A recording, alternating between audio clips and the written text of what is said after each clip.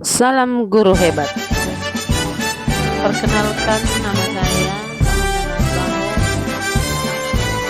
bertugas di SD Negeri Satu Kota Bandung.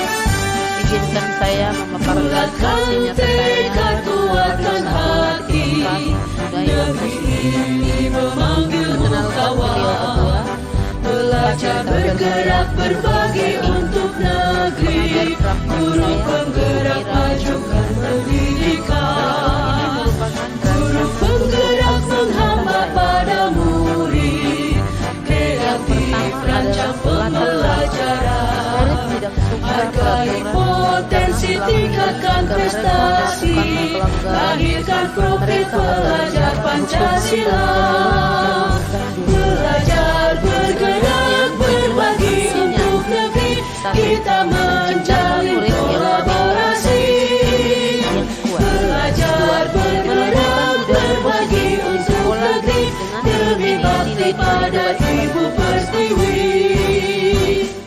Selanjutnya, ini masa tindakan atau langkah-langkah tindakan yang saya lakukan. Yang pertama, menghadap kepada sekolah untuk Kekuatan hati dari positif dan negeri kelas memanggil sekolah serta meminta kawan, izin untuk belajar bergerak menseminasikan berbagi untuk Dua, negeri, mengumpulkan rekan guru penggerak untuk majukan melakukan diseminasi pendidikan, budaya positif penggerak menghambat pada murid, kreatif rancang pembelajaran, hargai potensi tingkatkan prestasi, lahirkan profil pelajar Pancasila, belajar bergerak berbagi untuk negeri, kita berlibur ke seberang naik kapal selam. Nunggunya di pinggir dermaga. Ketika ada yang mengucapkan salam, harap dijawab dengan lantang dan bertenaga. Assalamualaikum warahmatullahi wabarakatuh. Terima kasih kepada Bapak Ibu pengawas yang sudi untuk melengkapi acara kami hari ini. Terima kasih untuk Ibu Kepala Sekolah yang sudah memberikan kesempatan dan wadah untuk kami melaksanakan tugas kami sebagai CGP. Terima kasih kepada Bapak Ibu rekan sejawat yang sudi untuk membantu kami menyelesaikan tugas CGP kami, sekaligus nanti kita rangkaikan dengan mereview KSP kita untuk KSP tahun ajaran 2024-2025. Namun di sesi pertama kami bertiga mohon izin untuk membuat tugas kami terlebih dahulu Bapak Ibu, dan di kesempatan ini kami juga meminta kata sambutan sedikit dan penguatan dari Bapak dan Ibu pengawas. Baik, susunan acara kita hari ini adalah yang pertama pembukaan yang sedang berlangsung. Acara kedua adalah doa yang akan dibacakan oleh Bapak Agus. Acara ketiga, kata sambutan dari Ibu Kepala Sekolah, dilanjutkan dengan sambutan dari Bapak dan Ibu pengawas. Kemudian pemaparan sosialisasi budaya positif, dan diakhiri nanti dengan penutup terlebih dahulu. Sebagai penutup dari akhir tugas kami, baru kita buka kembali untuk mereview dokumen 1 atau KSP 2024-2025. Baik, untuk tidak memperpanjang waktunya, kepada Bapak Agus kami mohon kerelaan hatinya untuk memimpin doa. Kepada Bapak kami persilakan.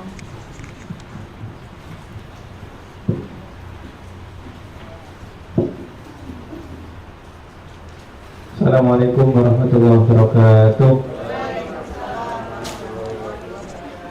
Bapak Ibu Guru, marilah kita berdoa bersama. Bagi yang beragama Islam, izinkan kami memandunya, dan bagi selain Islam dipersilahkan berdoa menurut agama dan keyakinannya. Bismillahirrahmanirrahim. Alhamdulillahirabbil alamin. Wassalatu wassalamu ala asyrafil anbiya'i wal mursalin wa ala alihi wa sahbihi ajmain. Ya Allah, ya Tuhan kami, pada siang hari ini kami berkumpul bersama dalam rangka kegiatan sosialisasi budaya positif. Jadikanlah acara ini lancar awal hingga akhir, serta membawa ilmu yang bermanfaat bagi kami. Rabbana ishrah lana sudurana wa yassir lana umurana. Ya Allah, bukakanlah hati kami dan mudahkanlah urusan kami. Rabbana atina fid dunya hasanah wa fil akhirati hasanah wa qina adzabannar. Walhamdulillahirabbil alamin. Assalamualaikum warahmatullahi wabarakatuh. Amin amin ya rabbal alamin. Baik, untuk langkah kegiatan berikutnya adalah sambutan dari Ibu Kepala Sekolah. Kepada Ibu kami persilahkan. Terima kasih kepada Bu Bulan. Bismillahirrahmanirrahim. Assalamualaikum warahmatullahi wabarakatuh. Waalaikumsalam. Selamat siang, salam sejahtera untuk kita semua. Yang saya hormati Bapak Pengawas Kecamatan Sungai Beduk beserta Ibu Pak Anang Munandar dan Ibu Sumarni yang hadir di tengah-tengah kita, di mana hari ini beliau mengadakan monitoring untuk kegiatan PBDB dan juga pelaksanaan ujian semester, dan kebetulan ada kegiatan ini, maka ini menjadi berkah juga buat kita. Dengan adanya beliau ini, mudah-mudahan nanti Bapak dan Ibu bisa memberikan penguatan kepada rekan-rekan kami, khususnya yang sedang mengikuti program guru penggerak di angkatan 10. Marilah kita sama-sama mengucapkan bersyukur kepada Allah Subhanahu wa taala, yang mana siang hari ini kita diberikan waktu, kesempatan dan kesehatan untuk bersama-sama berkumpul di ruangan ini dalam keadaan sehat walafiat, di mana tadi sudah disampaikan bahwa hari ini kita ada 2 agenda kegiatan, yaitu ada diseminasi dari TGP untuk menyelesaikan tugasnya. Kemudian yang kedua, kita akan mereview untuk KSP kita untuk di tahun pelajaran 2024-2025. Seperti selalu saya sampaikan bahwa program CGP ini adalah program yang dilaksanakan oleh pemerintah pusat, di mana kita sebagai guru, jika kita ingin untuk menaikkan jenjang karir kita, maka inilah jalan utamanya sekarang ini. Oleh karena itu, selalu saya memberikan motivasi kepada Bapak Ibu agar Bapak Ibu yang belum mengikuti tes TGP nanti di angkatan ke-12 untuk dapat mengikuti tes CGP angkatan ke-12.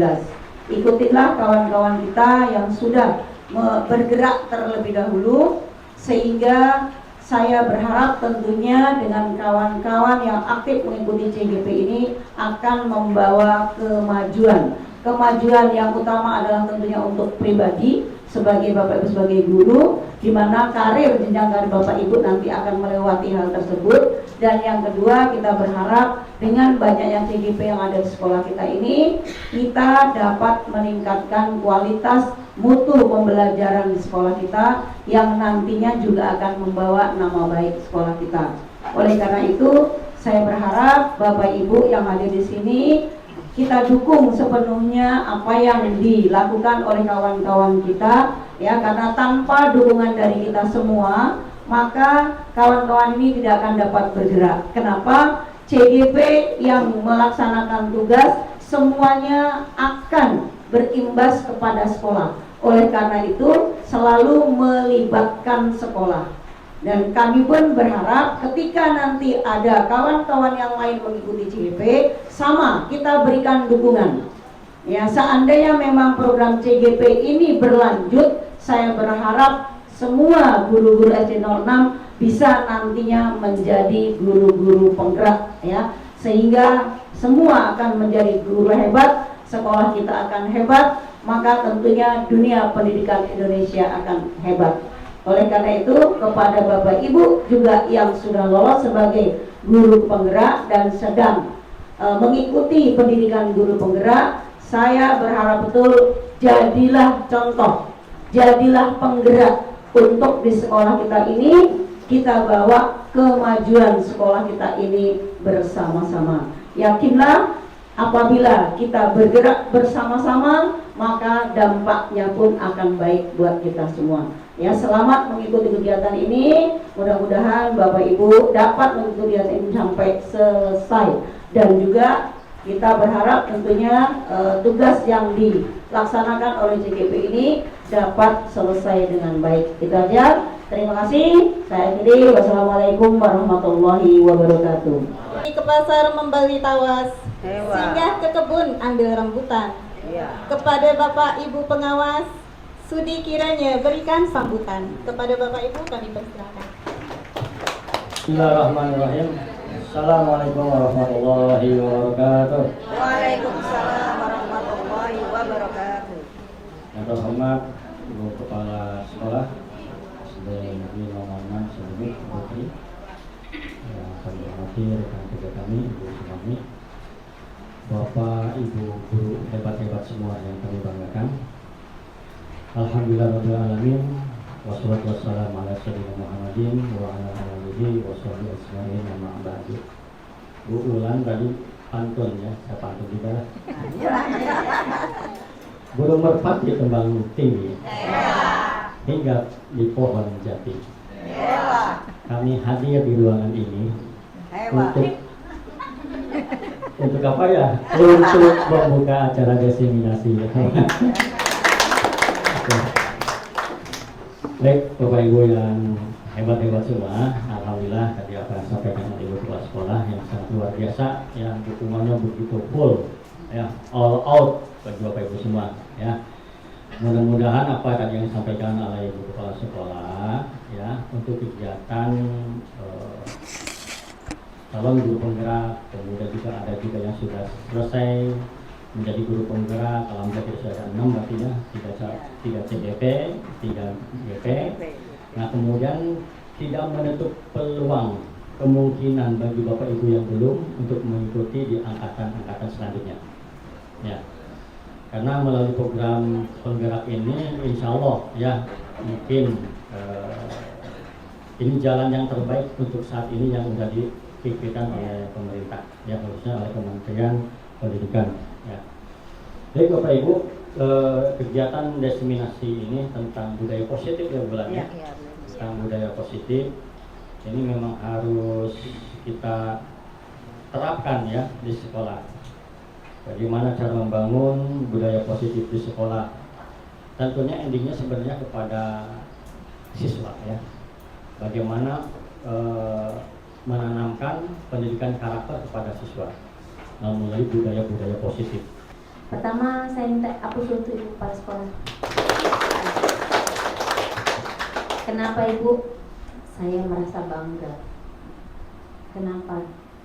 Karena saya merasa JGP di sini pernah dukungan seperti Ibu Kepala Sekolah ini yang kami betul-betul betul. Dukungan totalitas bagi guru penggerak. Dan juga di sini banyak yang guru penggeraknya.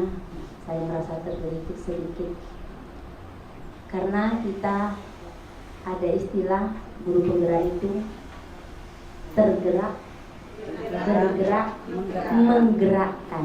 Nah, di sini yang menggerakkan ini, saya benar-benar meminta Ibu, mana guru penggeraknya, coba angkat tangan sebentar.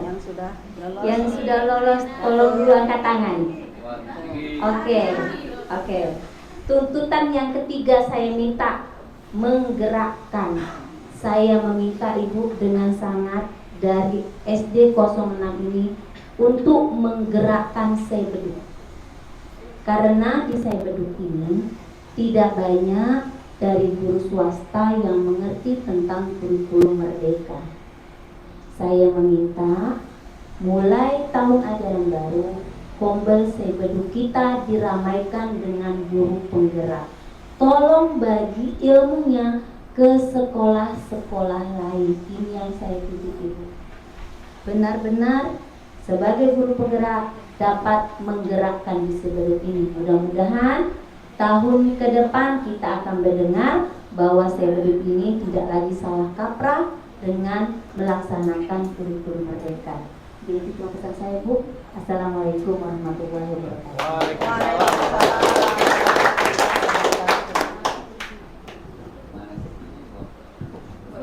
Terima kasih kepada Bapak Nak, Ibu Sumarni. Tolong doakan kami semua supaya kami lancar menyelesaikan pendidikan kami dan bisa melaksanakan tanggung jawab kami dengan baik. dan juga kepada rekan-rekan sejawat seperti yang disampaikan oleh Bapak Ibu pengawas dan Ibu Kepala Sekolah kita. Mari kita tingkatkan karir kita, mungkin melalui program CGP inilah disediakan wadah untuk kita mengembangkan kompetensi kita untuk menjadi lebih baik lagi di dunia pendidikan yang sudah kita kerjakan selama beberapa tahun berjalan dan akan terus berjalan beberapa tahun kemudian. Baik, sekali lagi terima kasih Ibu Kepala Sekolah, Bapak dan Ibu Pengawas atas waktunya, atas dukungannya dan doanya. Untuk kegiatan selanjutnya kami lanjutkan dengan pemaparan sosialisasi budaya positif. Baik, terima kasih Bapak Ibu. Kawan-kawan tidak memperpanjang waktu karena kami juga dibatasi oleh durasi. Minimal kami dibatasi 30 menit. Jadi mungkin kami hanya sekilas membacakan dan sedikit menjelaskan atau memberi contoh. Sisanya nanti kita bisa belajar bersama melalui Pombel atau melalui KKD kita. Baik, pada kesempatan kali ini kami akan melaksanakan tugas kami dari CGP modul 1 dari PGP Pendidikan Guru Penggerak modul 1.4 yaitu aksi nyata tentang sosialisasi budaya positif. Di sini sudah tidak asing lagi, kami bertiga dari angkatan 10, ada Bapak Guru Kocak kita, Bapak Guru yang selalu bikin heboh, Bapak Wahini, kemudian ya Bapak Sultan SDN 06, kemudian ada saya sendiri dan disusul oleh calon kepala sekolah masa depan Ibu Banguna Naibahu SPD. Next slide. Baik, selamat datang di sosialisasi budaya positif. Posisikan diri Anda pada posisi terbaik untuk mendapatkan informasi dan pengalaman. Mari bekerja sama, berkolaborasi, saling mendukung demi mewujudkan disiplin positif di sekolah kita yang tercinta ini. Aplaus dong.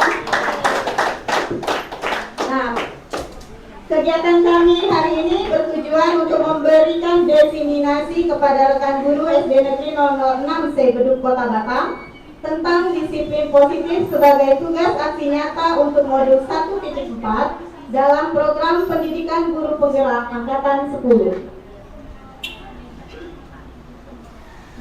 Waktu pelaksanaan dilaksanakan di ruang kelas SD Negeri 006 Beduk pada hari Kamis tanggal 13 Juni 2024 pukul 13.00 sampai 14.15. Baik, pada materi pertama tentang budaya positif. Budaya positif di sekolah ialah nilai-nilai, keyakinan-keyakinan dan kebiasaan-kebiasaan di sekolah yang berpihak pada murid agar murid dapat berkembang menjadi pribadi yang kritis, penuh hormat dan bertanggung jawab.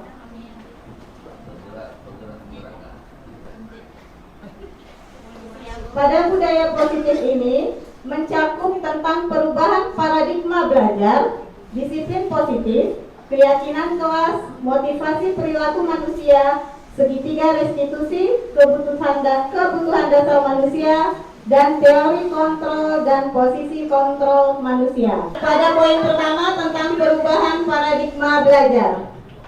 Izin Bapak Ibu, sekali lagi kami di depan ini bukan berarti kami menggurui, terutama kepada Bapak Ibu guru senior.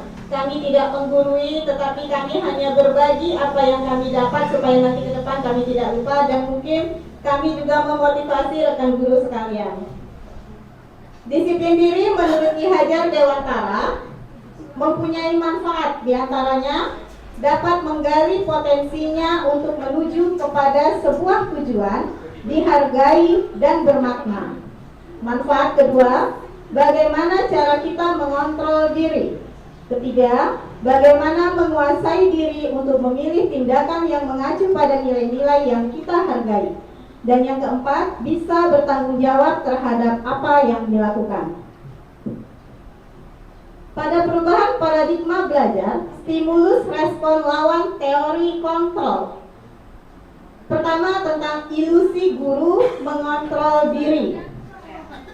Pada dasarnya kita tidak dapat memaksa murid untuk berbuat sesuatu jikalau murid tersebut memilih untuk tidak melakukannya. Selama ini kita banyak miskonsepsi. Walaupun tampaknya kita sedang mengontrol perilaku murid tersebut, hal ini karena murid tersebut sedang mengizinkan dirinya untuk dikontrol oleh orang lain.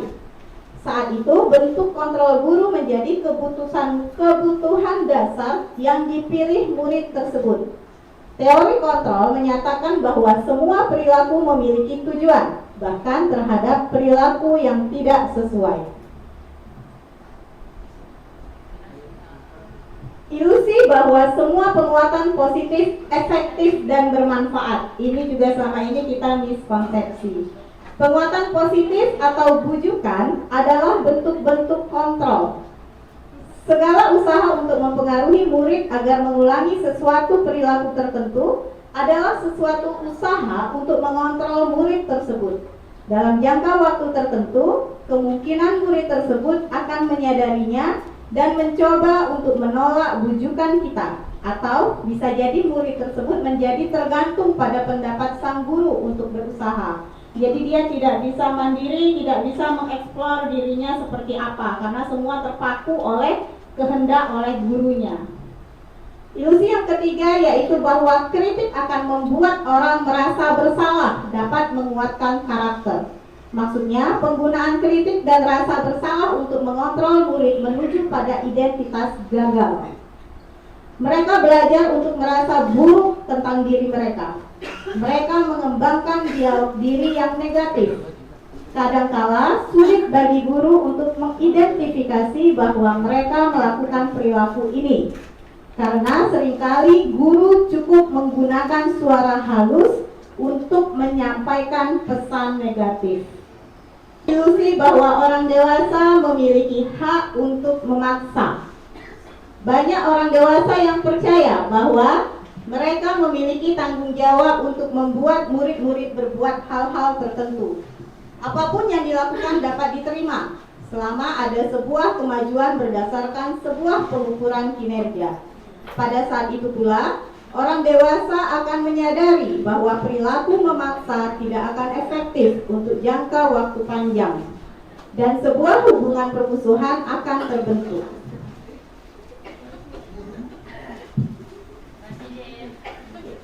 Kita masuk yang materi kedua tentang disiplin positif. Next Pak. Disiplin positif. Kata disiplin juga sering dihubungkan dengan hukuman. Selama ini kita ingin mendisiplinkan anak, tapi kita menerapkan hukuman. Padahal itu sungguh berbeda. Karena belajar tentang disiplin positif tidak harus dengan memberi hukuman. Justru itu adalah salah satu alternatif terakhir. Dan disiplin ini adalah rasa tanggung jawab serta keyakinan pada diri sendiri. Nah, Bapak Ibu, di sini kami menjelaskan sedikit tentang disiplin positif yang selama ini termasuk saya pribadi miskonsepsi mengenai mulai dari makna dan pelaksanaannya. Disiplin positif itu kita tidak hanya seperti yang di awal tadi posisi kontrol. Kita tidak mengontrol anak itu berdasarkan kehendak kita, tetapi kita bisa melalui pendekatan kepada anak ini, bagaimana dia mengeksplor dirinya, bersikap sesuai dengan apa yang ada pada kebiasaannya yang dia bawa dari rumahnya ke sekolah. Jadi saat kita ingin menerapkan budaya positif di lingkungan sekolah, kita harus mulai dulu dari diri anak itu sendiri. Kita harus menimbulkan dulu motivasi dirinya. Jadi tidak ada kita yang memberikan arahan pertama tadi, anak itu akan tetap melakukan hal yang baik, yang menurut dia, menurut murid ini tadi sudah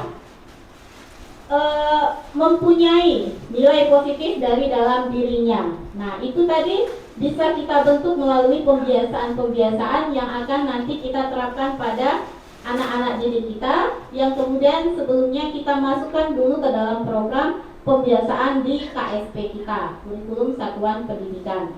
Nah, di sini selama ini kalau saya tidak tahu kalau Bapak Ibu mungkin di sini kita bisa sambil sharing. Kalau selama ini kan kita taunya, oh datang tidak boleh terlambat ke sekolah, taunya kita seperti itu. Anak telat baru sampai pagar, kadang langsung kita ngomong dengan nada tinggi, Langsung kita, ya sudah besok gak usah seperti itu misalnya. Ternyata itu sudah memberikan kesan bahwa kita ini sebagai guru yang memberikan murid kita ini label sebagai kita ini pemberi salah, begitu loh. Melabeli anak ini bahwa dia selalu berbuat salah, gitu, merasa bersalah. Nah itu ternyata tidak boleh. Selain anak itu nanti akan terkena mental, anak itu juga akan berubah, tetapi hanya ada kita saja, tidak dari motivasi dirinya. Oke, Bapak Ibu, kemudian untuk menerapkan disiplin positif ini, tadi hukuman itu adalah langkah alternatif terakhir. Sebelum hukuman itu ada nanti sebelumnya mengenai tentang konsekuensi. Jadi ada beda antara hukuman dan konsekuensi itu. Nanti akan dipaparkan oleh Ibu Ana, Pak Wahdi ya.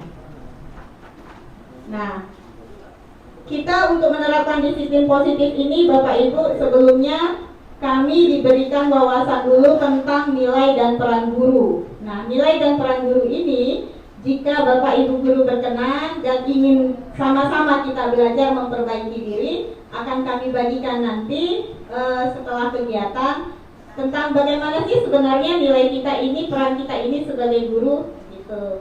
Saya juga tidak mau seperti yang dibilang Ibu pengawas tadi, Ibu kepala sekolah, kita maju-maju sendiri, tidak peduli sama kawan lain. Kami tidak mau seperti itu. Jadi kami dan mungkin guru GP yang 3 sebelum kami juga punya tekad yang sama. Ayo kita maju bersama untuk diri kita dan untuk sekolah kita. Nah, untuk penerapan budaya positif ini, selain kita lakukan di dalam kegiatan pembiasaan di sekolah secara umum, kita bisa melakukannya di kelas masing-masing.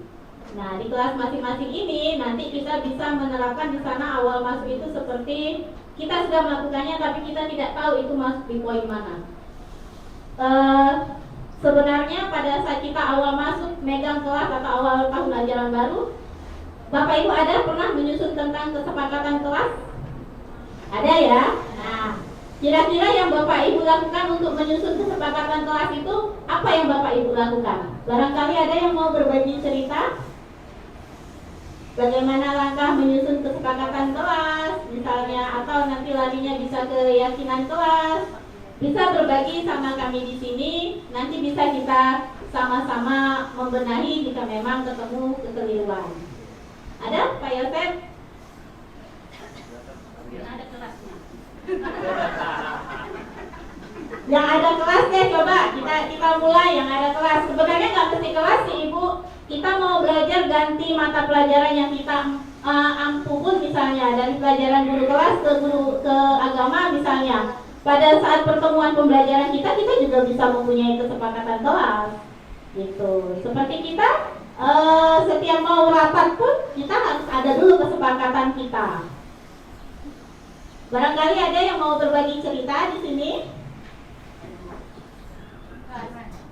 Pas. Berarti Bapak Ibu SDN 06 sudah mantap dalam penyusunan kesepakatan kelas. Aplaus dong untuk semua.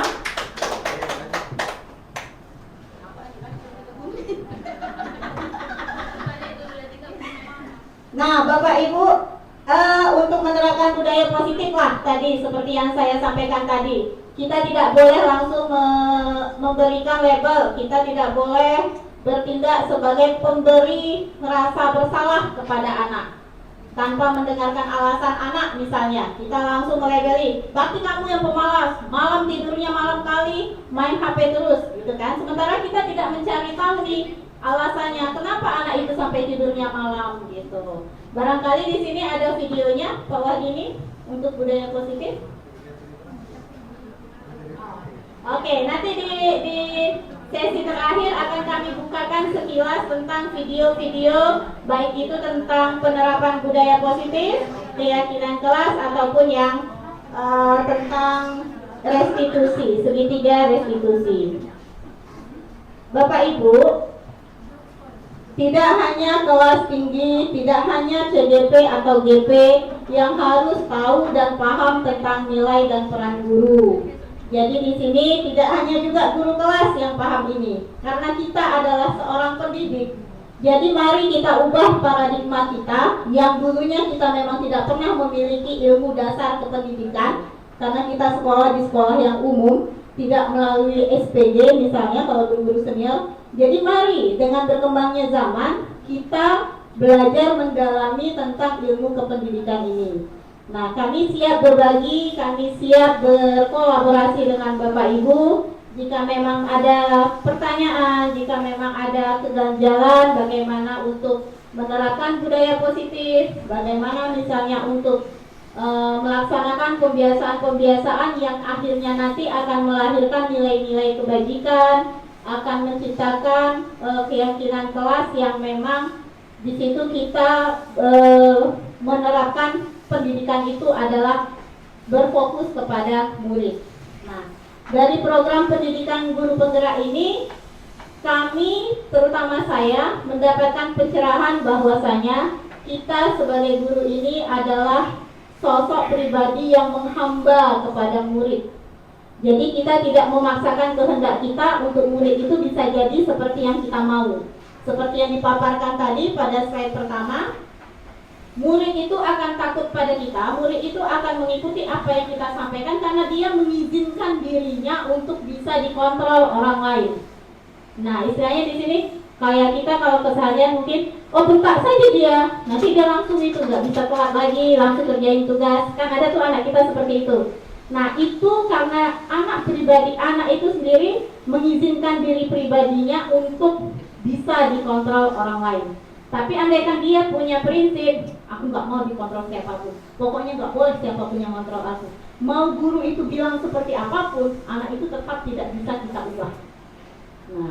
Nah, yang seperti itu yang kita hindari, karena dia akhirnya akan berubah hanya berdasarkan motivasi dari luar, karena ada ancaman, karena ada hukuman, karena ada hardikan dari gurunya. Tetapi ketika kita berhasil menimbulkan motivasi diri anak itu akan mengontrol dirinya sendiri. Dia akan memahami sendiri mana yang baik, mana yang positif, mana yang negatif bagi dia. Nah, jadi peran guru itu sebelum materi ini kami dapatkan ada 5 ya Bu, 5 peran guru dengan beberapa nilainya. Nah, di sana nanti saya pribadi sudah mengusulkan kepada Ibu Kepala Sekolah, kita pada hari Sabtu itu akan melaksanakan seperti pengembangan diri kita sebagai guru. Itu sudah kami masukkan di dalam program KSP nanti sebagai pengembangan kompetensi guru, kompetensi kita. Bukan berarti kami yang di sini sok pandai, tidak. Di situ boleh. Misalnya Bapak Ibu mengikuti pelatihan webinar dari luar, boleh, silahkan. Nanti kita berbagi sama-sama. Nah, untuk budaya positif ini Bapak Ibu menerapkannya susah kalau untuk mengikuti berdasarkan aturan atau maksud yang disampaikan, yang ingin disampaikan oleh Bapak Ki Hajar Dewantara. Tetapi pelan-pelan kita akan mulai belajar kembali, kita akan mulai mendalami tentang ilmu kependidikan yang dikehendaki oleh Bapak Ki Hajar Dewantara.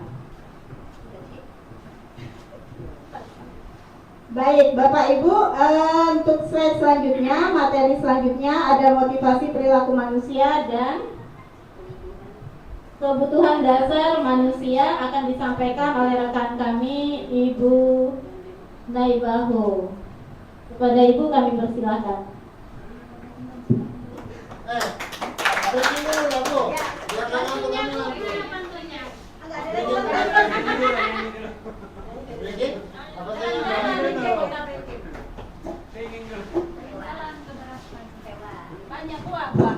Oke Bapak Ibu, kita masih ada yang makan ya? Oke, agaknya ini kita main tembak-tembakan dulu. Widar, sehat?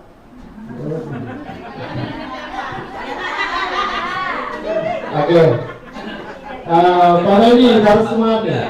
Kalau saya bilang door, pakai pistol ya, pakai pistol nih door sekali aja karena, iya, enggak harus balas tembak door, tembak saya door juga, ya. Tapi kalau saya bilang, saya udah upgrade nih, jadi pistol jadi AK-47, jadi tembakannya 3 kali. Door, door, door. Jadi itu langsung, nggak tenang. Tapi kalau saya bilang, boom,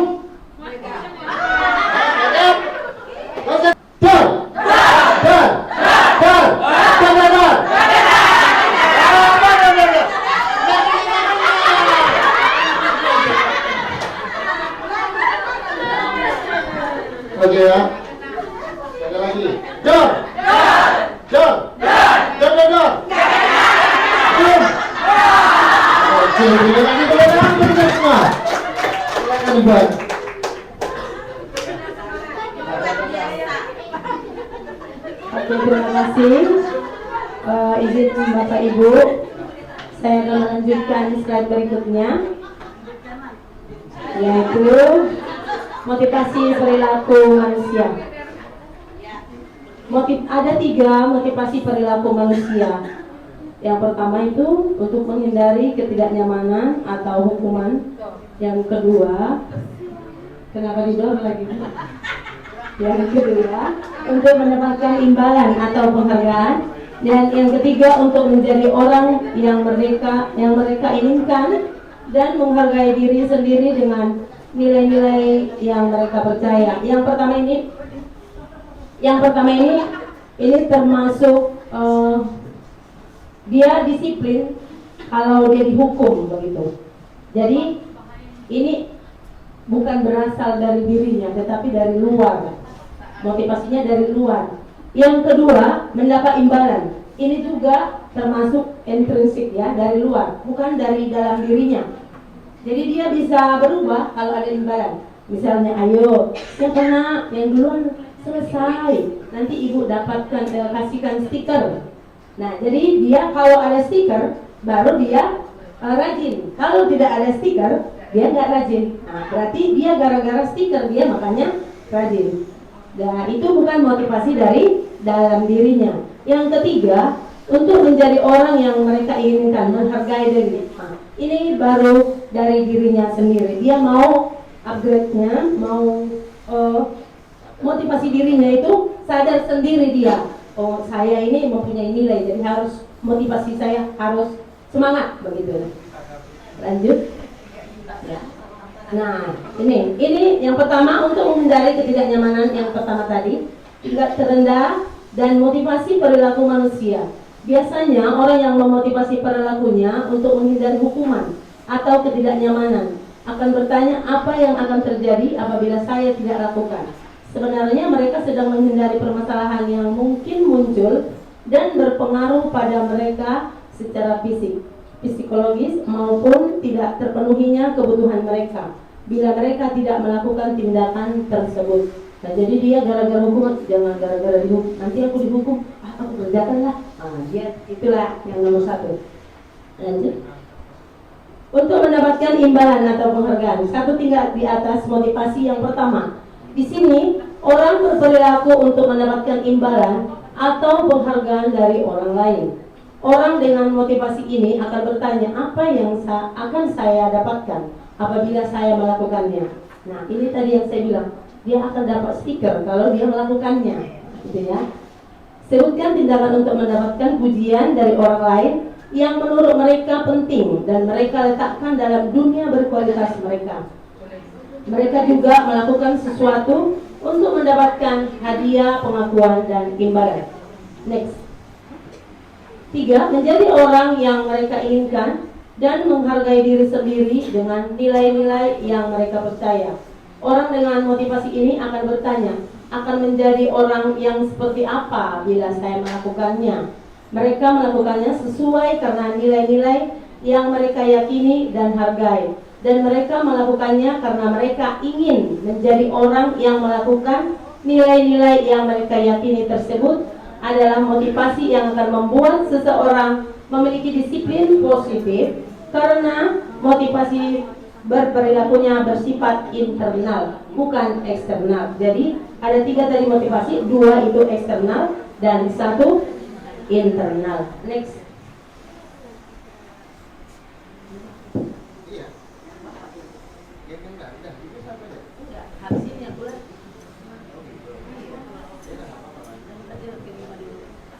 Next.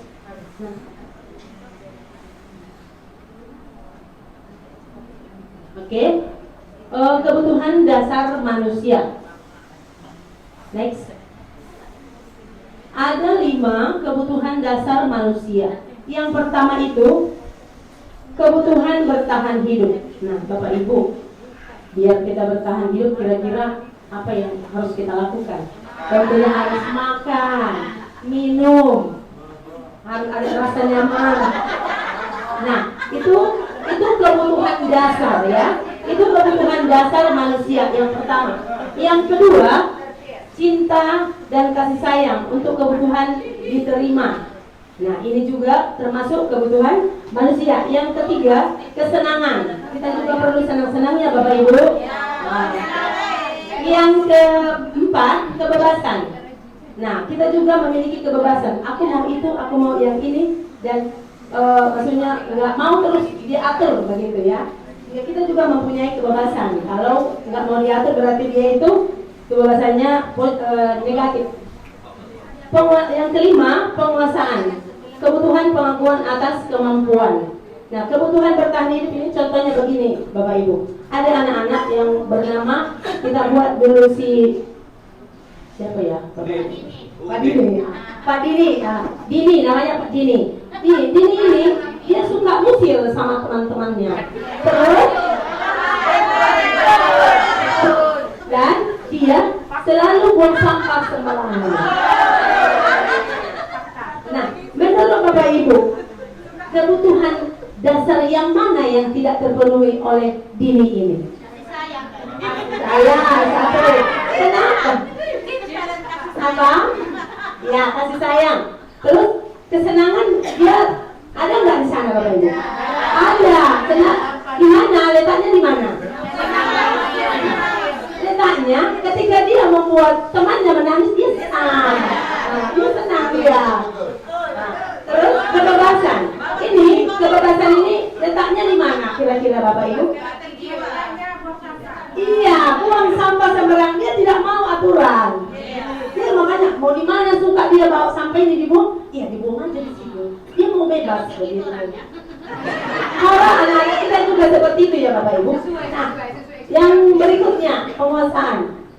Aku kan keren, aku kan hebat, akulah yang disuruh. Gitu.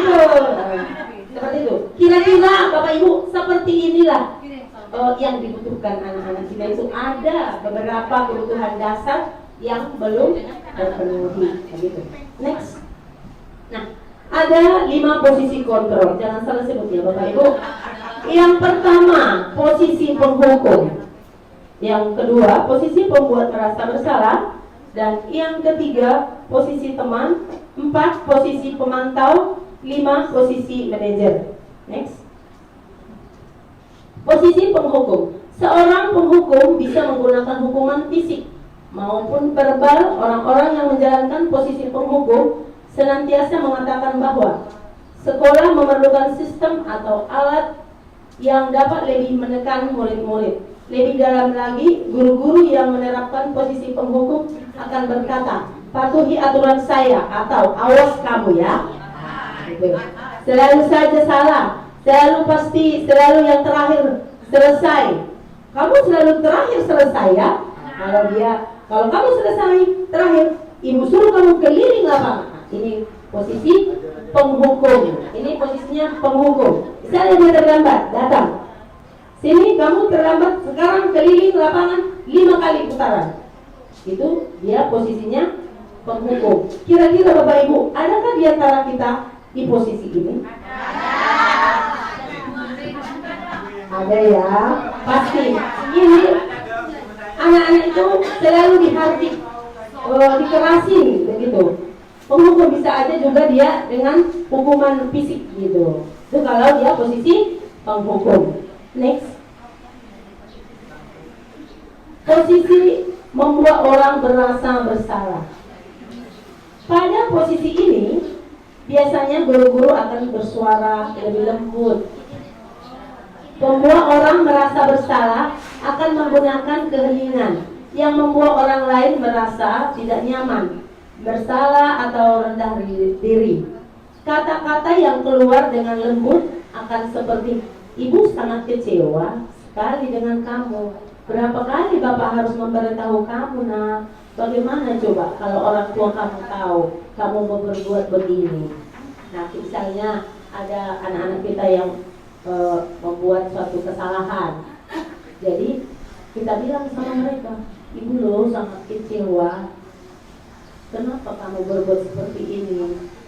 Ibu sangat kecewa sekali. Terus kalau orang tuamu tahu kamu berbuat seperti ini, bagaimana kira-kira perasaan orang tuamu? Kita bilang sama anak-anak itu, ketika anak-anak itu bertengkar kita bawa ke kantor. Kita bilang seperti itu. Nah, anak itu merasa bersalah dia, merasa bersalah. Aduh, gara-gara aku jadi orang tua aku bertengkar. Dia merasa bersalah. Dia di posisi ini, Bapak Ibu, saya rasa kita sering. Betul Bapak Ibu? Betul. Jika ada anak-anak bertengkar, pasti kita bilang, kamu udah berapa kali loh nak, kecewa loh ibu, udah terus ibu kasih hati, kamu kenapa gak berubah? Coba nanti orang tuamu tahu bagaimana perasaannya. Selalu kita bilang seperti itu. Nah, ini posisi membuat orang merasa bersalah. Jadi anak-anak itu merasa bersalah karena kita bilang lembut, kita bilang tapi penusuk hatinya. Ya Pak Ibu ya. Oke. Tapi kalau saya sebenarnya ini setelah kami pelajari, ini tidak bagus ya Bapak Ibu. Jadi karena udah ada diseminasi ini, kalau boleh ini dihindari begitu. Jangan lagi dilanjutkan karena ini tidak kurang bagus begitu ya. Oke. Next. Posisi teman. Oke. Guru pada posisi ini tidak akan menyakiti murid, namun akan tetap berupaya mengontrol murid melalui persuasif. Posisi teman pada guru bisa negatif ataupun positif. Positif di sini berupa hubungan baik yang terjalin antara guru dan murid. Guru di posisi teman menggunakan hubungan baik dan humor untuk mempengaruhi seseorang. Mereka akan berkata, ayo bantulah demi Bapak, ayo bantulah demi Ibu. Sudah berapa kali gitu ya. Ayo ingat kita bantuan Bapak selama ini, ingat gak bantuan Bapak, ayolah bantulah. Itu jadi kita memposisikan diri kita sebagai teman. Ya sudah kali ini tidak apa-apa, nanti Ibu bantu bereskan. Nah, hal negatif dari posisi teman adalah bila suatu saat guru tersebut tidak membantu, maka murid akan kecewa dan berkata, saya pikir Bapak Ibu teman saya, ternyata enggak, gitu ya. Karena udah kecewa dia, murid merasa dikecewakan dan tidak mau lagi berusaha. Hal lain yang mungkin timbul adalah murid hanya akan bertindak untuk guru tertentu dan tidak untuk guru lainnya. Murid akan tergantung pada guru tersebut. Jadi negatifnya anak itu tidak mandiri Bapak Ibu. Jadi anak itu nanti dia hanya takut sama guru yang dia merasa dia temannya. Itu temanku. Jadi kalau dia terlambat, ya lah Bu, sekali ini aja. Ya Bu ya, janganlah hukum. Ya Bu, ya udah sekali ini Ibu maafkan, tapi besok jangan lagi. Iya, makasih ya. Dia merasa dia temannya seperti itu. Tiba giliran guru yang lain, waduh, gawat ini, enggak temanku ini. Jadi dia kecewa karena dia hanya patuh sama temannya tadi, sama guru yang lain dia tidak patuh. Banyak hal seperti terjadi di sekolah kita. Misalnya saya guru kelas 1A, saya suruh 1B, dia nggak mau. Dia merasa hanya 1B itu aja gurunya. Dan kelas besar itu juga seperti itu. Nah, ambil dulu sampah, tolong dulu sapukan ini. Dia cuek-cuek deh, cuek-cuek bebek ya kan. Pura-pura lah dipanggil temannya lah, apalah. Nah, baru nanti kita bilang sama bu gurunya, ibu gurunya, langsung dia nurut. Kenapa? Kita tadi, padahal kita sama-sama gurunya loh di sini ya kan. Tapi harus gurunya sendiri yang dia ikuti. Kita semua guru di sini selalu kita tekankan sama anak-anak itu. Yang semua guru di sini adalah gurumu. Jadi jangan hanya takut sama wali kelasnya. Udah seperti itu kita bilang, tetapi anak-anak ini tidak mengerti juga. Nah, ini posisi teman. Ada hal positifnya dan ada hal negatifnya. Hal negatifnya, anak itu tidak bisa mandiri, dia bergantung kepada yang dia anggap sebagai temannya. Oke, next. Posisi monitor, pemantau. Nah, ini hanya memantau aja nih. Ada yang, oi, kamu salah, sini. Seperti itu, dia memantau dari jauh juga, tapi dilihat posisi kesalahannya, seperti itu ya. Memonitor berarti mengawasi. Pada saat kita mengawasi, kita bertanggung jawab atas perilaku orang-orang yang kita awasi. Posisi pemantau berdasarkan pada peraturan-peraturan dan konsekuensinya. Dengan menggunakan sanksi atau konsekuensi, kita dapat memisahkan hubungan pribadi kita dengan murid. Sebagai seseorang yang menjalankan posisi pemantau, pertanyaan yang diajukan seseorang pemantau, peraturannya apa? Apa yang telah kamu lakukan? Sanksi atau konsekuensinya apa? Seorang pemantau sangat mengandalkan perhitungan catatan data yang dapat digunakan sebagai bukti atas perilaku seseorang.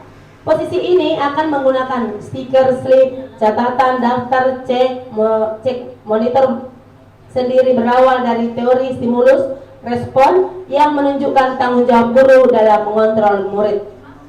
Contohnya begini Bapak Ibu, jika ada anak-anak yang terlambat, lalu kita panggil, "Nak, kamu terlambat ya?" "Iya Bu." "Jam berapa sekarang?" Nah, kita selalu berpacukan kepada peraturan. "Jam berapa sekarang Nak?" "Jam 7:10 Bu." "Kita masuk jam berapa?" "Jam 7 Bu." "Konsekuensinya apa? Kalau terlambat apa?" Nah, itu kita pantau dia melalui peraturan yang sudah ada berlaku di sekolah itu. Seperti itu posisi monitor atau pemantau. Ada di antara kita Bapak Ibu? Ada enggak? Kenapa jadi senyap? Tepuk semangat! Loh, gak semangat ini. Tepuk semangat! Semangat!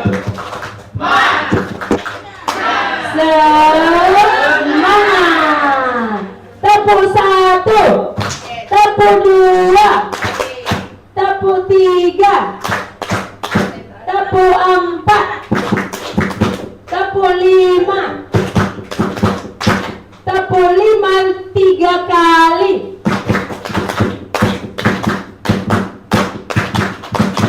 Oke, tepuk tangan untuk kita semua. Udah semangat Bapak Ibu? Oke, udah mulai habis suaranya.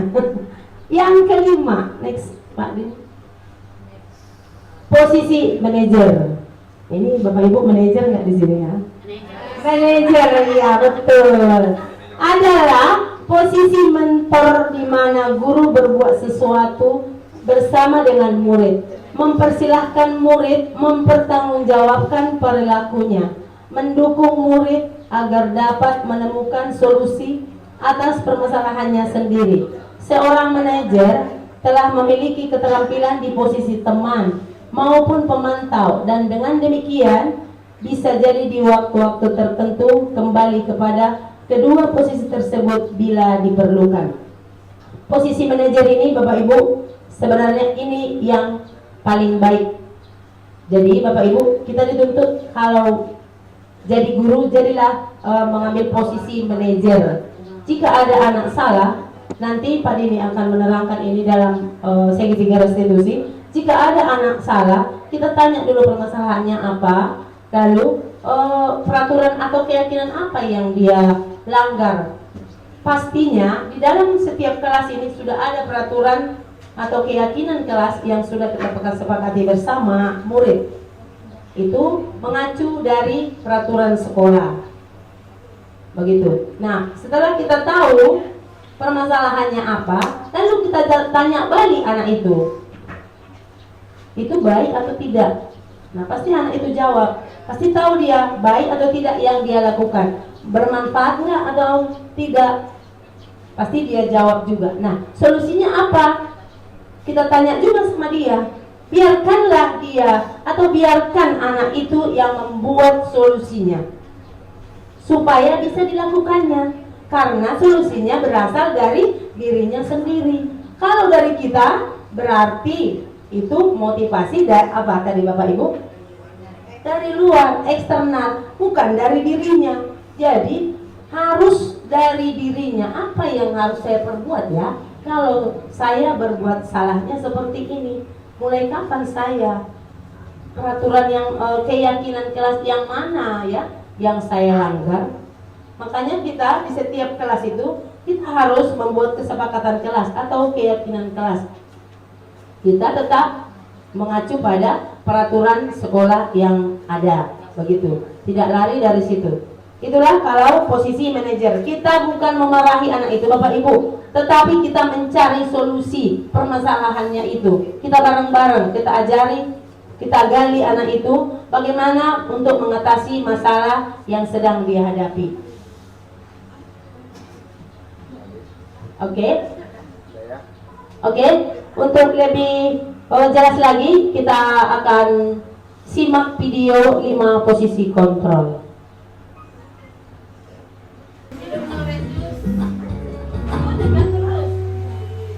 Salam bahagia Mari kita untuk simak Bapak videonya, Guru Bapak hebat. Ibu. Dalam penerapan disiplin positif restitusi, salah satu program yang dikembangkan adalah 5 posisi kontrol. 5 posisi kontrol dalam restitusi adalah proses perjalanan seorang pendidik agar dapat mengenali dirinya. Pada video kali ini, kita akan membahas tentang 5 posisi kontrol yang dikembangkan oleh Diane Rosen dan contoh penerapannya.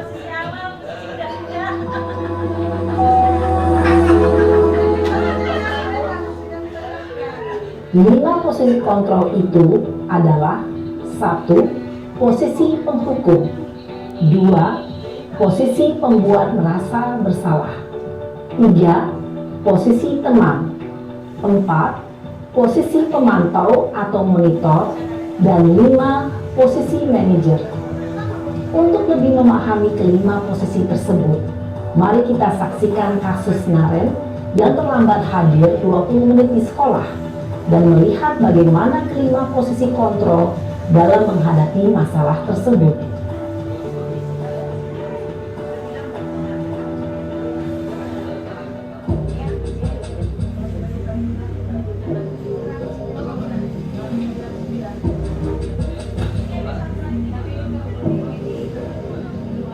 Naren, sini kamu. Selamat pagi, Bu. Selalu terlambat. Kamu deh, pasti terlambat. Maaf, Bu. Saya Apa? Apa coba? Alasan kamu apa lagi? Kapan sih kamu tidak terlambat? Malas sekali ya kamu jadi anak. saya Dasar pemalas. Gak kapok-kapok sih kamu. Sudah berapa kali terlambat? Sana, kamu keliling lapangan basket 2 kali. Kenapa saya harus keliling lapangan basket, Bu? Kenapa? Kamu melawan ibu? Berani-beraninya jawab. Sudah terlambat, masih berani jawab pula. Sekarang, keliling lapangan basket 5 kali sekalian. Biar kapok. Cepat. Pergi sana ke lapangan basket. Ada yang Bapak Ibu di antara kita? Posisi penghukum biasanya berbicara dengan nada tinggi, menghardik, menunjuk-nunjuk, menyakiti, dan menyindir. Hukuman bisa berupa fisik maupun psikis. Ibu dan Bapak Guru hebat. Dampak yang terjadi pada murid ketika guru berada pada posisi penghukum adalah murid cenderung akan memberontak, bahkan menyimpan dendam.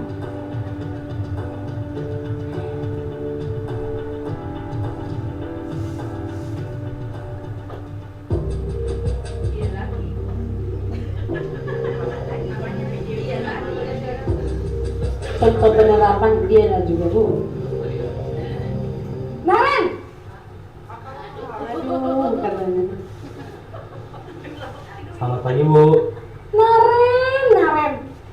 Kamu kenapa terlambat lagi, Nak? Ya Tuhan, Naren. Bahasanya lembut, Bapak Ibu. Kamu senang ya bikin ibu susah ya? Kalau kamu terlambat lagi, nanti ibu yang ditegur Bapak Kepala Sekolah, Nak.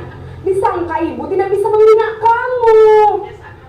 Duh, gimana ini? Maaf, Bu. Duh, Gusti Naren. Waktu ada di posisi ini juga ya, Ibu. Kalau ibu ditegur Bapak Kepala Sekolah. Terus, sekarang ibu harus tulis apa ini di buku absen? Ini kamu sudah sering terlambat loh. Ibu harus apa coba? Maaf Bu, maaf sekali. Ya sudah, lain kali jangan bikin ibu susah lagi ya nak ya. Ibu tidak akan kuat lagi kalau kamu begini terus. Bisa jantungan kalau ibu ditegur bapak kepala sekolah. Sana cepat kelas. Maaf ya Bu, maaf sekali. Lembut tapi menusuk hati anak itu. Posisi pembuat merasa bersalah berbicara dengan nada tenang, cenderung lembut. Namun kata-kata yang diutarakan membuat murid merasa menjadi orang yang gagal, memandang buruk dirinya sendiri, merasa tidak berharga, dan tidak sanggup membahagiakan orang lain. Ketika guru mengambil posisi pembuat rasa bersalah, murid akan menganggap dirinya yang bersalah dan ia akan menyimpan emosi negatif tersebut di dalam dirinya.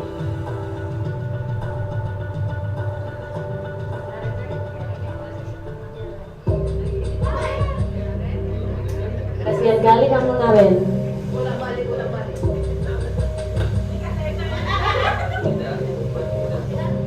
Naren!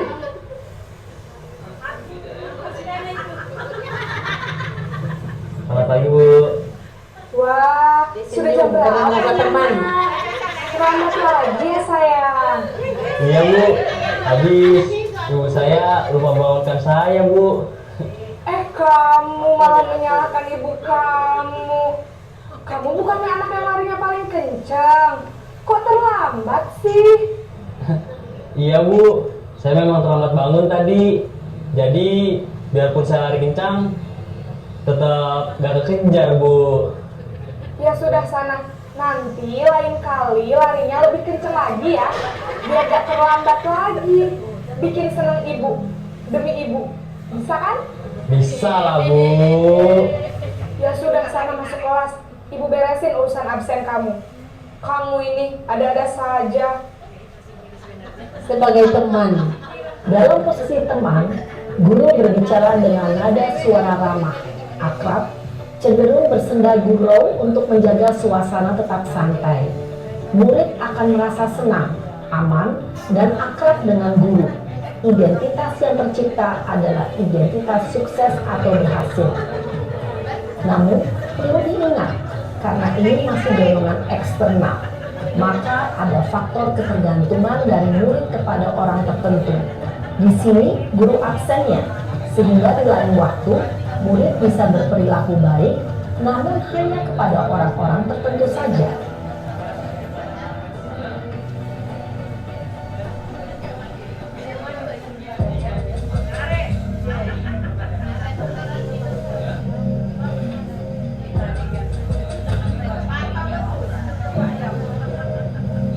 Naren!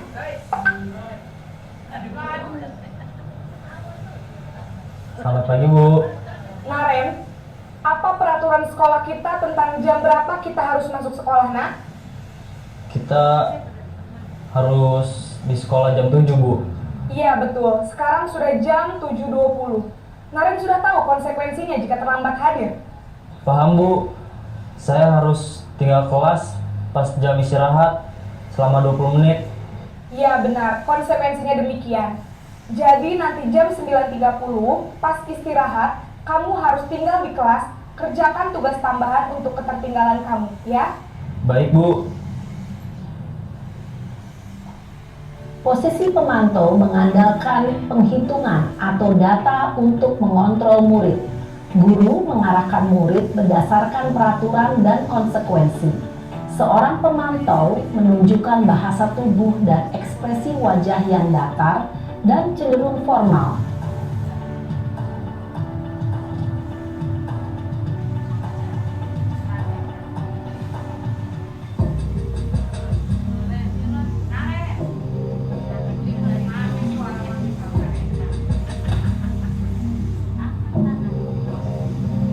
Naren!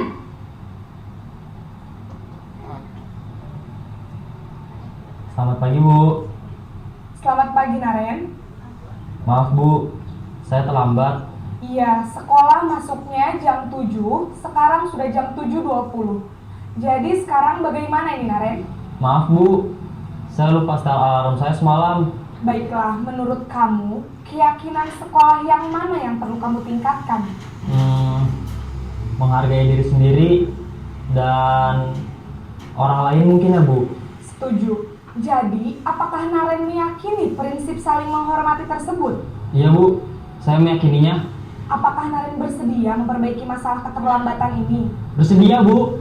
Bagaimana kamu akan perbaiki masalah keterlambatan ini? Saya akan coba untuk tidak lupa menyetel alarm saya, Bu.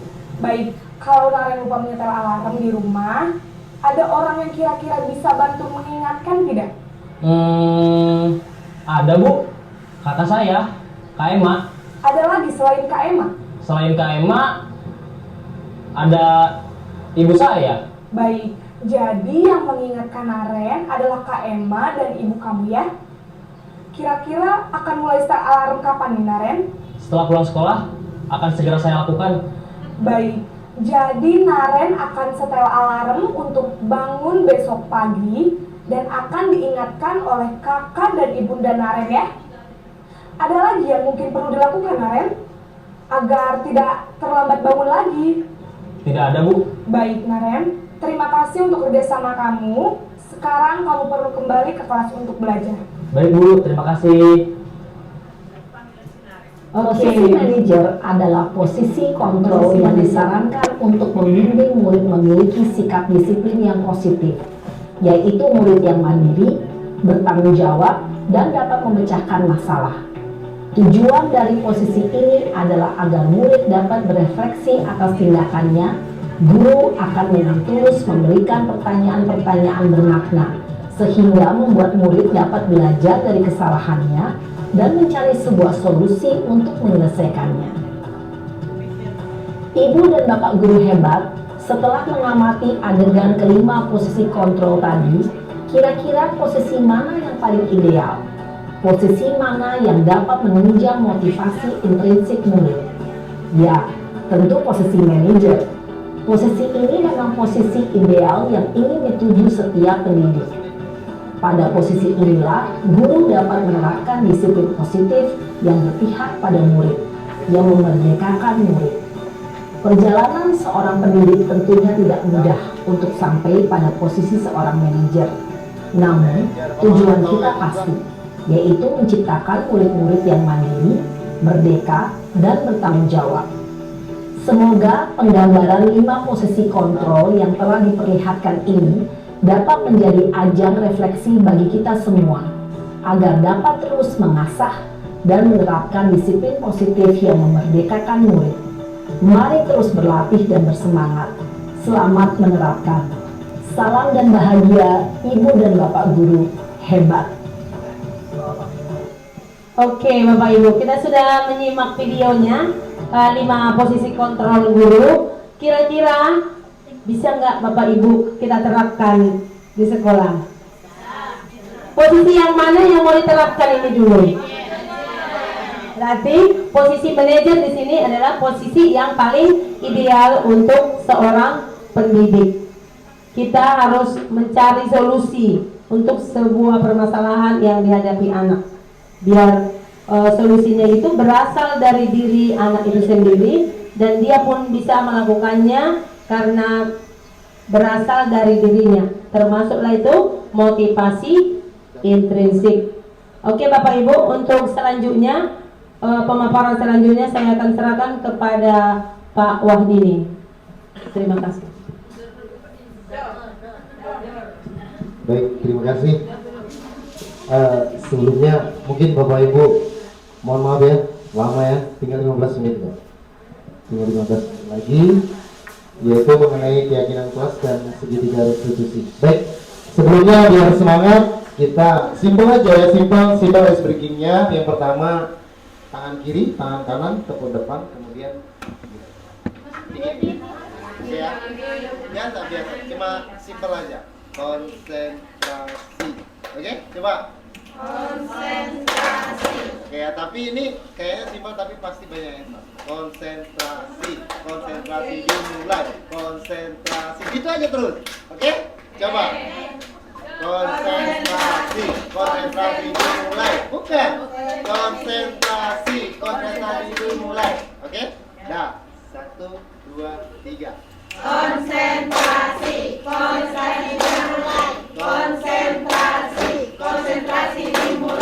konsentrasi, konsentrasi dimulai, konsentrasi, konsentrasi dimulai, konsentrasi, konsentrasi. Oke, tepuk tangan untuk kita semua. Simple ya, simple. Oke. Jadi terima kasih, mungkin tangannya agak panas-panas, tapi kita semangat, udah nggak ngantuk lagi. Bu Yusli, maaf ya, lagi sayur-sayurnya tadi, sayur-sayurku mendengar, jadi saya dilayangkan. Baik, untuk materi berikutnya agak lomba-lomba sedikit. Kita yang keempat yaitu keyakinan kelas. Apa sih keyakinan kelas itu? Keyakinan kelas itu ada keyakinan kelas, ada hukuman dan penghargaan. Mengapa keyakinan kelas dan mengapa tidak peraturan kelas? Kira-kira antara keyakinan dan peraturan itu apa bedanya, Bu? Iya. Nah, kalau keyakinan itu? Oke, kita lanjutkan slide berikutnya. Nah, pertanyaan berikut adalah mengapa kita memiliki peraturan tentang penggunaan helm pada saat mengendarai kendaraan roda 2 atau motor. Kenapa kita harus menggunakan helm? Nah, saya tutupin dulu. Kira-kira apa jawabannya? Hah? Ayo. Iya, takut. Ada yang jawab takut polisi. Terus keselamatan. Kita saksikan. Nah, kemungkinan jawaban Anda adalah keselamatan. Pasti keselamatan itu. Karena senternya yang mana nih? Nah, ini ya, keselamatan. Pertanyaan berikut adalah mengapa kita memiliki peraturan tentang penggunaan masker dan mencuci tangan setiap saat. Kira-kira untuk apa? Kesehatan. Kita menggunakan masker pada saat apa, Bu? Kemarin? Covid. Nah, hari ini ada kawan kita yang pakai masker. Oke, terima kasih. Beda mungkin agak pilek, Bu ya. Nah, kita lanjutkan. Jadi nilai-nilai keselamatan atau kesehatan inilah yang kita sebut sebagai suatu keyakinan, yaitu nilai-nilai kebajikan atau prinsip-prinsip universal yang disepakati bersama secara universal, lepas dari latar belakang suku, negara, bahasa maupun agama. Ini menurut dosen 1998. Suatu keyakinan akan lebih memotivasi seseorang dari dalam atau motivasi secara intrinsik. Seseorang akan lebih tergerak dan bersemangat untuk menjalankan keyakinannya daripada hanya sekedar mengikuti serangkaian peraturan. Jadi manusia ini kadang-kadang contoh tadi helm atau lewat U-turn itu karena ada peraturan itu, kita biasanya melanggarnya bukan karena keselamatan, iya, karena takut ada Pak Polisi. Oke, murid-murid pun demikian, mereka perlu mendengarkan dan mendalami tentang suatu keyakinan daripada hanya mendengarkan peraturan-peraturan yang mengatur mereka harus berlaku begini atau begitu. Nah, selanjutnya, sebagai pendidik, tujuan kita adalah menciptakan anak-anak yang memiliki disiplin diri sehingga mereka bisa berperilaku dengan mengacu pada nilai-nilai kebajikan universal dan memiliki motivasi intrinsik. Seperti yang tujuan profil pelajar Pancasila, yaitu pelajar Pancasila beriman dan bertakwa pada Tuhan Yang Esa dan berakhlak mulia, berkebinekaan global, gotong royong mandiri, kreatif dan bernalar kritis. Nah, inilah tujuan kita. Jadi muaranya nanti ke sini semua, yaitu profil pelajar Pancasila. Nah, keyakinan kelas. Apa sih keyakinan kelas? Bersifat lebih abstrak atau samar-samar daripada peraturan, yang lebih rinci dan konkret. Berupa pernyataan universal. Pernyataan keyakinan kelas senantiasa dibuat dalam bentuk positif. Hendaknya tidak terlalu banyak sehingga mudah diingat dan dipahami oleh semua warga kelas, sebaiknya sesuai yang dapat diterapkan di lingkungan tersebut. Semua warga kelas hendaknya ikut berkontribusi dalam pembuatan keyakinan kelas lewat kegiatan curah pendapat, bersedia meninjau kembali keyakinan kelas dari waktu ke waktu. Jadi mungkin nanti kita bisa buat di awal pembelajaran, awal tahun pelajaran, kita buat misalnya seperti yang apa itu, kertas apa namanya? Stick note itu, mungkin kita membuat keyakinan kelas antara guru dan murid. Jadi apa keyakinan kelas yang akan kita bentuk supaya kedepannya kita memiliki suasana belajar yang nyaman, yang tenang dan tertib tanpa harus terikat begini begitu tentang peraturan tersebut. Jadi mereka sendiri yang akan memilih keyakinan kelasnya. Nah, ini kesepakatan kelas.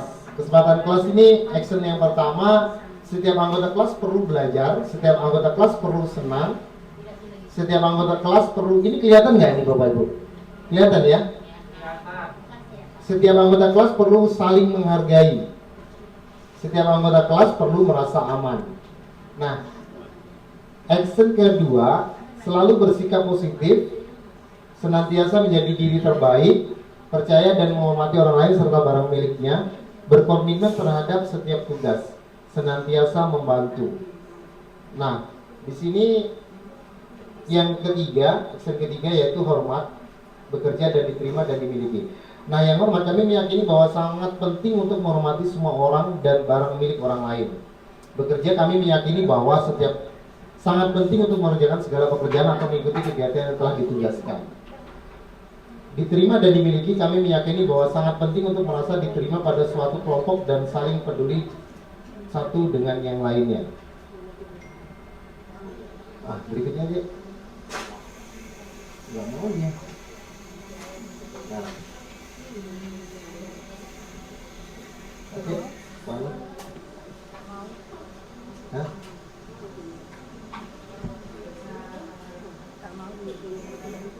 Next, nggak mau ya?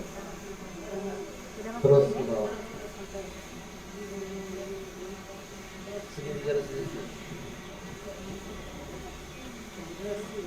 Oke, kita masuk ke segitiga restitusi. Apa sih segitiga restitusi? Ini yang barusan kami buat pada saat modul 1.3 yang pada saat rapat saya tidak ikut. Nah, itu aksi nyatanya saya membuat sebuah video bagaimana membuat segitiga restitusi ini. Kemudian kasus yang saya ambil itu kemarin kasus yang terkini, yaitu tentang murid saya yang tidak mau tampil di acara P5 karena di kelas 3 dia udah pernah kena ejek sama temannya ketika dia tampil. Jadi akhirnya tidak percaya diri. Jadi tugas guru adalah membangkitkan lagi percaya dirinya sampai dia naik ke atas panggung tersebut. Dan kasus kedua yaitu murid saya yang bernama Fajar, dia tidur di dalam kelas. Akhir-akhir ini sering tidur. Ketika saya tanya, ternyata dia main game Free Fire. Dan saya katakan saya juga suka game tersebut. Nah, masuk dulu di dunia mereka, baru kita masuk ke segitiga restitusi. Apa sih segitiga restitusi? Jadi di sini yang pertama adalah menstabilkan identitas, terus kemudian validasi kebutuhan, terus yang terakhir yaitu menanyakan keyakinannya. Nah, jadi coba misalnya kamu tentu punya alasan mengapa melakukan hal tersebut. Alasannya, jadi kita sebutkan dulu alasannya ketika dia berbuat sesuatu yang menurut kita melanggar peraturan sekolah. Kemudian adakah cara lain yang lebih untuk mendapatkan apa yang kamu butuhkan?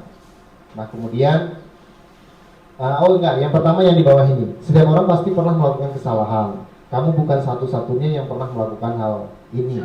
Ya, jadi orang yang melakukan salah itu biasa karena setiap orang pernah melakukan kesalahan. Kemudian yang berikutnya adalah adakah cara yang lebih efektif untuk mendapatkan apa yang kamu butuhkan? Terus kamu tentu punya alasan mengapa melakukan hal itu. Kemudian yang terakhir menanyakan keyakinannya. Nilai-nilai apa yang telah kamu sepakati? Kamu ingin menjadi apa? Orang seperti apa? Nah, langkah segitiga restitusi yaitu yang pertama menstabilkan identitas, kemudian validasi tindakan, terus menanyakan keyakinan. Langkah segitiga restitusi berdasarkan teori kontrol menstabilkan. Jadi hubungannya yang tadi 5 posisi kontrol tadi. Jadi kita mau di pertama itu penghukum, kedua apa Bu? Apa tadi yang kedua? Merasa bersalah. Yang ketiga pemantau, teman. Baru yang keempat pemantau. Yang terakhir adalah manajer. Untuk mencapai level manajer itu saya rasa memang sulit, tapi pelan-pelan kita buat. Minimal kita di pemantau. Di pemantau itu saya sering melakukan ya di pemantau itu. Tapi kalau ya teman pemantau. Mudah-mudahan di situ. Nah, tapi untuk tidak menutup kemungkinan kedepannya kita sampai ke level yang manajer itu. Jadi ingat-ingat Bapak Ibu yang pertama tadi penghukum,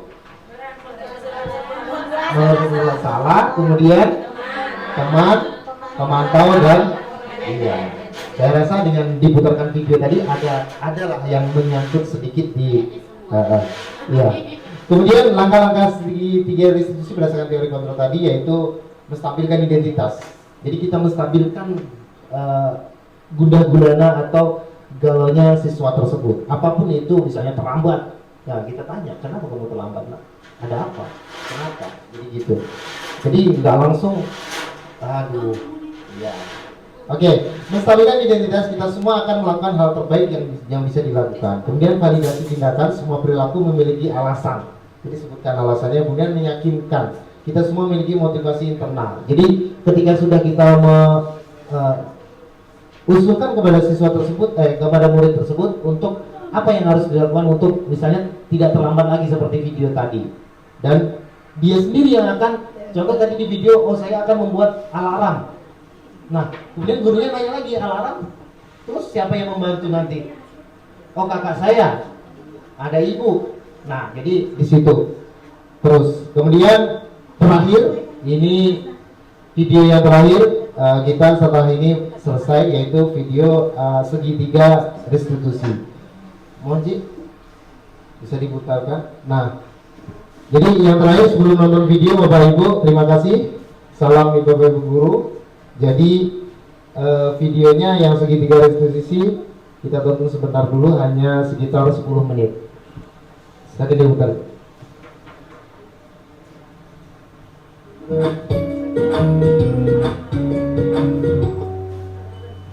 Salam dan bahagia Ibu dan Bapak guru hebat. Pada video kali ini kita akan membahas tentang salah satu program disiplin positif yang diterapkan di lingkungan sekolah yang dikenal dengan nama restitusi.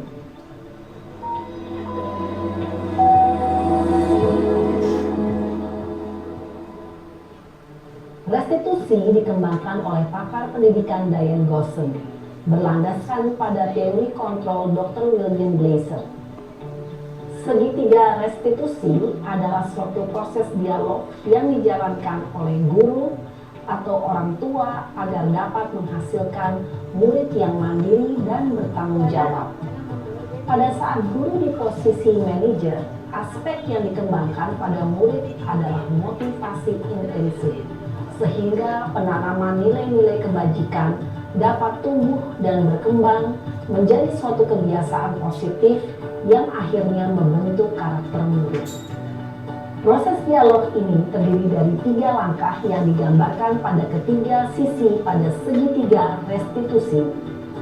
Sisi pertama adalah menstabilkan identitas. Sisi yang kedua adalah validasi tindakan yang salah. Dan sisi yang ketiga adalah menanyakan keyakinan. Ibu dan Bapak guru, berikut ini akan ditunjukkan bagaimana seorang guru. Kenapa hari ini ada di sini? Kesel Pak, kesel banget. Masa aku dikatain tukang fitnah Pak? Ya aku marah lah. Aku baru dikatain Eka di depan kelas. Kesel banget. Oh begitu. Ya pasti kamu marah dan kesal. Bapak juga akan marah apabila ada yang menuduh Bapak seperti itu.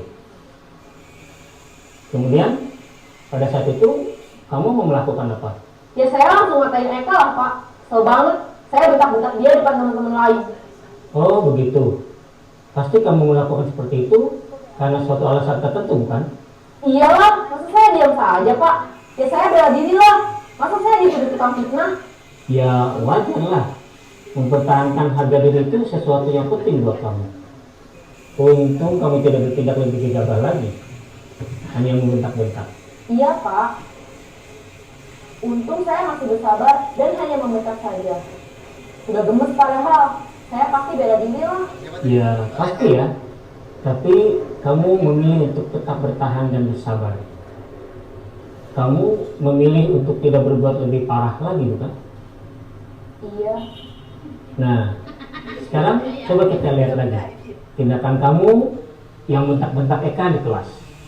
Tindakan kamu itu kira-kira sesuai dengan keyakinan kelas atau prinsip kamu tidak? Enggak lah Pak. Capek Pak jadi pemarah. Jadi keyakinan atau prinsip mana yang kurang sesuai dengan keinginan kamu? Ya, saya sebenarnya sangat menghargai orang lain. Mungkin saat itu saya menjadi emosi, jadi tidak menunjukkan sikap itu. Kamu meyakini tidak? Menghargai orang lain itu penting buat kamu. Yakinlah, Pak. Iya, setuju. Kita harus saling menghargai. Namun, ada juga keyakinan yang kita sepakati yang perlu kita jalankan apabila kita sedang marah, bukan? Ya, saya bisa lebih proaktif, mulai dengan diri sendiri. Saya bisa jadi lebih bersabar, mengambil waktu juga untuk berpikir mau apa selanjutnya. Kira-kira kamu bersedia memperbaiki masalah ini tidak? Bersedia, Pak. Kalau kamu memperbaiki masalah ini, kamu akan menjadi orang seperti apa? Saya akan menjadi orang yang bertanggung jawab kali ya, Pak. Dan senantiasa proaktif. Iya. Menurut kamu, bagaimana rasanya menjadi orang seperti itu? Ya nyaman lah. Bangga bisa bersabar dan menahan diri. Baiklah kalau begitu. Yuk kita pikirkan bagaimana memperbaiki masalah ini.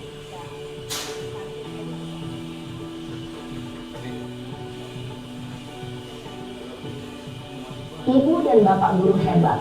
Baru saja kita menyaksikan contoh bagaimana seorang guru berada dalam posisi manajer menggunakan penerapan segitiga restitusi.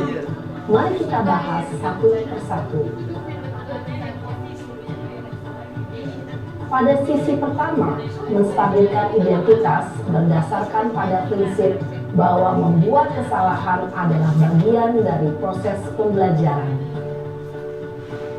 Sisi pertama dari segitiga ini berperan menggeser identitas murid dari identitas gagal ke identitas sukses.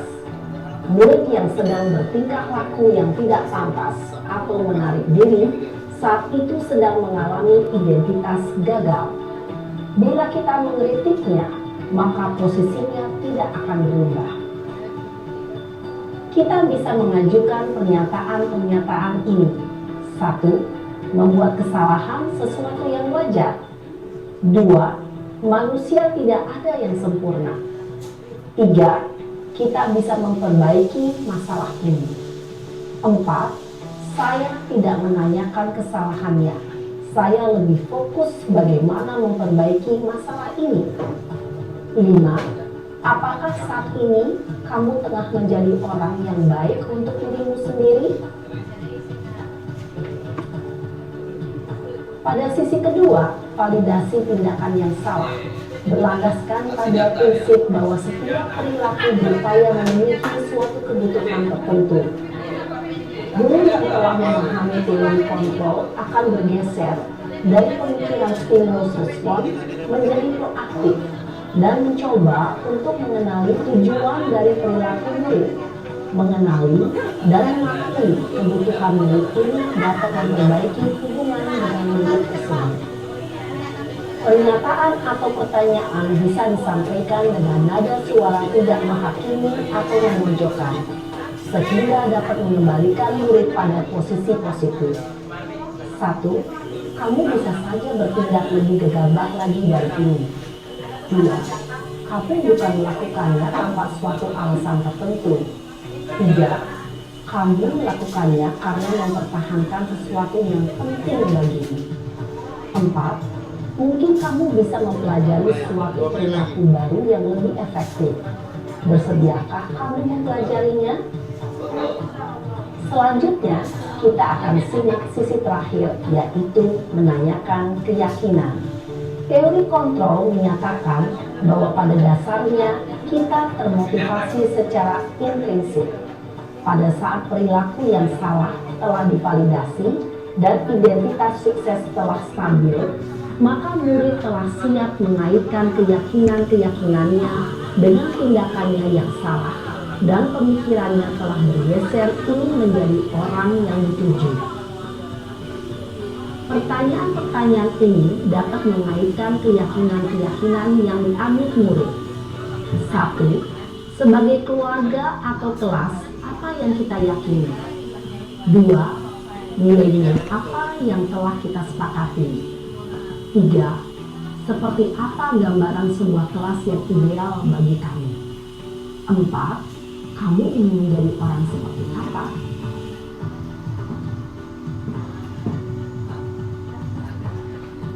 Dalam menerapkan segitiga restitusi, perlu diperhatikan beberapa hal, yaitu 1. Perilaku yang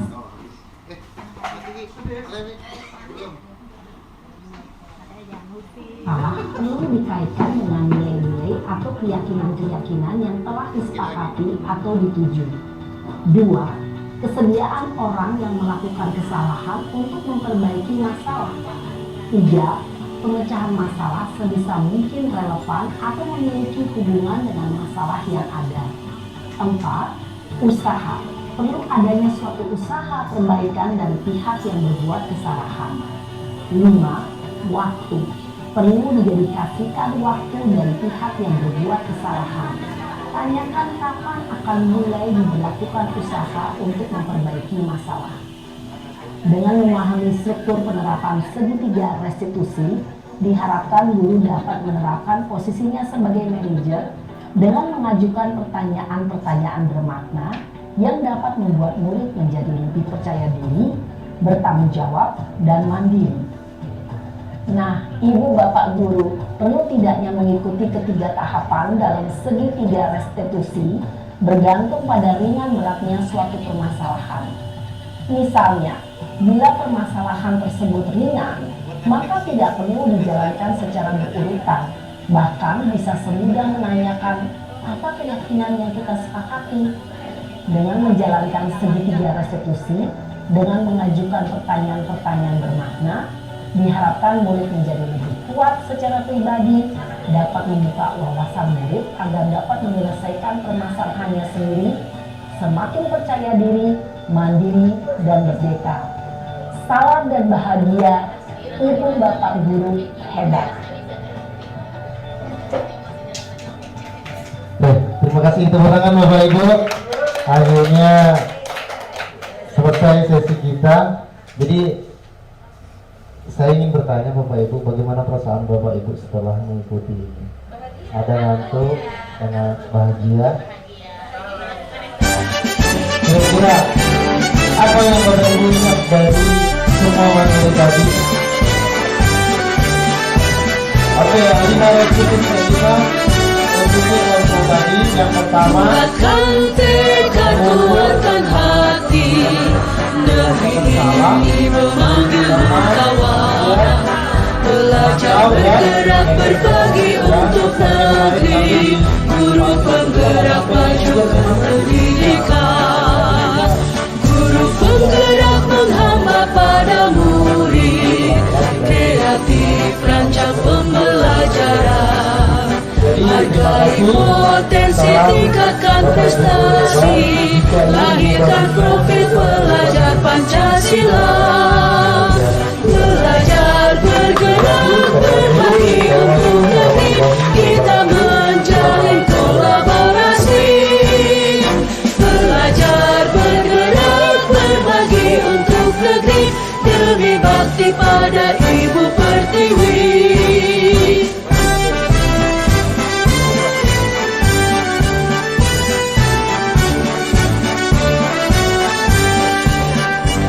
Bulatkan